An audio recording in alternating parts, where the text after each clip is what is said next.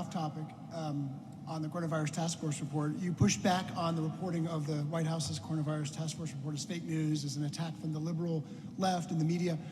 Do you dispute the findings of the coronavirus task force, and what is not being covered is my question. Yeah, I'm glad you asked me that, because I certainly did push back on the biased, one-sided reporting by the Atlanta Journal-Constitution on a leaked report. You know, we're publishing numbers every single day on the Georgia Department of Public Health's website that Dr. Toomey and her team are doing.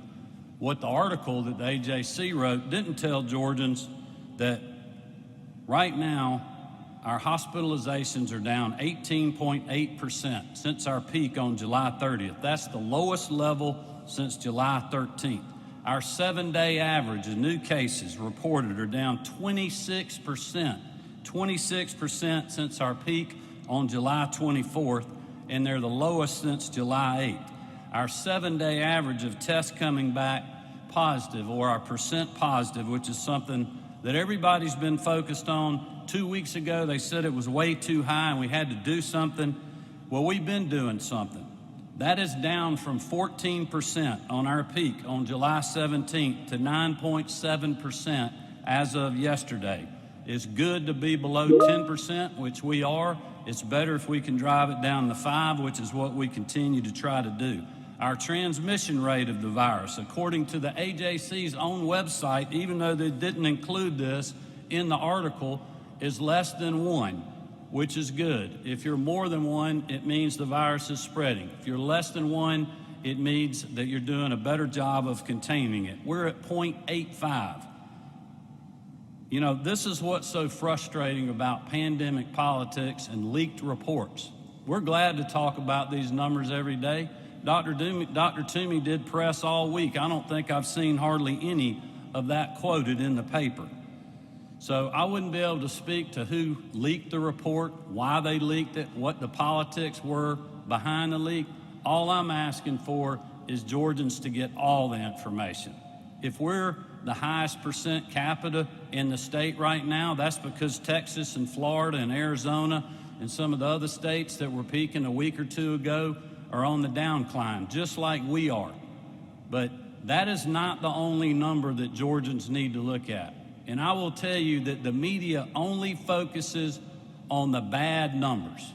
They never focus on the good numbers. You look back 3 weeks ago, the focus was on hospitalizations. We're going to run out of hospital beds. Well, you know what? We had a plan for that. We had a surge capacity plan, which we stood up.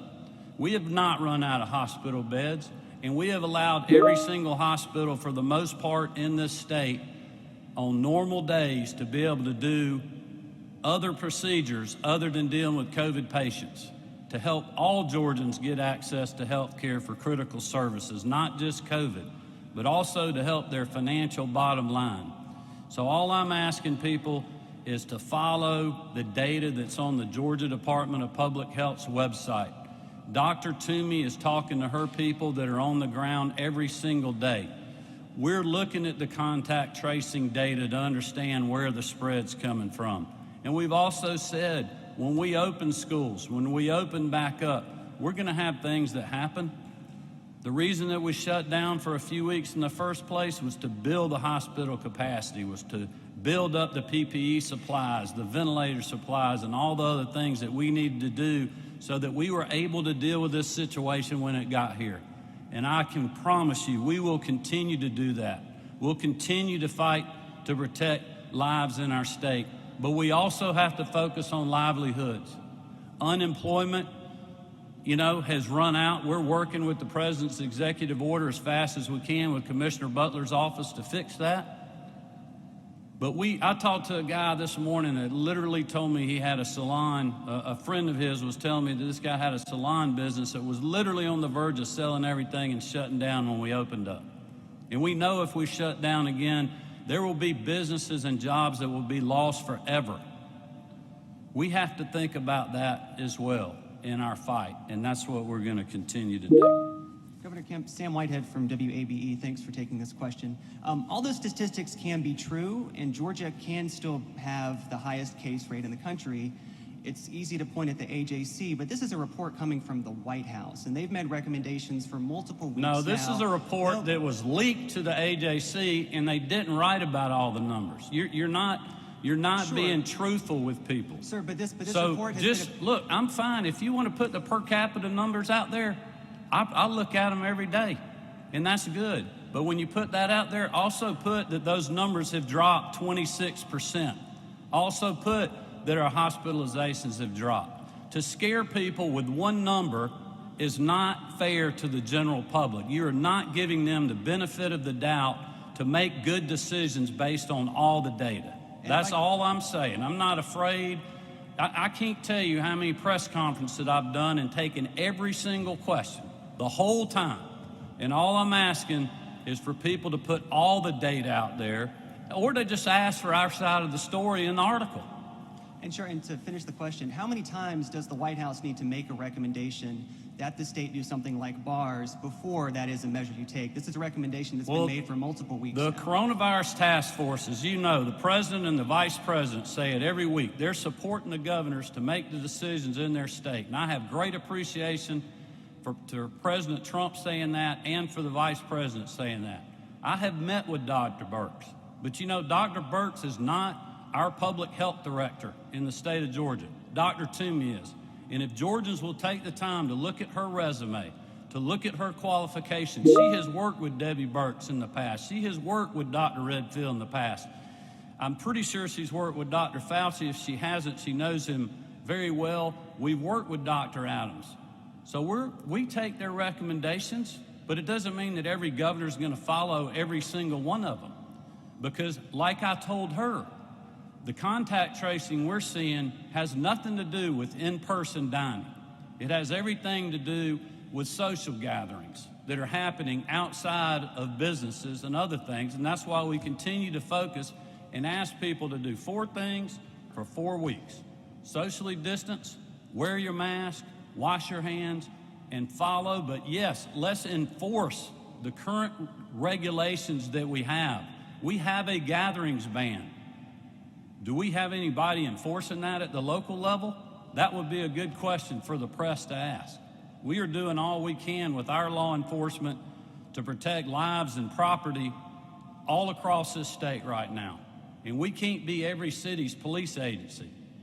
I would urge them to enforce the regulations, especially on the gatherings ban, on social distancing, and whatever else that's in our orders or orders that they are now doing.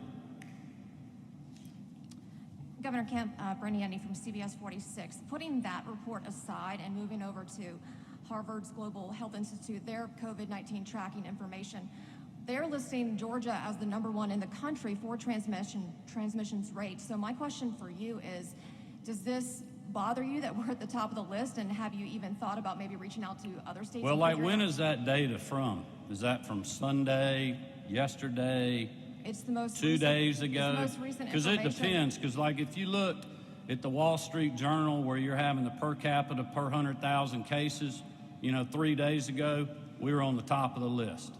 Today we're not. Yesterday we weren't. So what day are you talking about?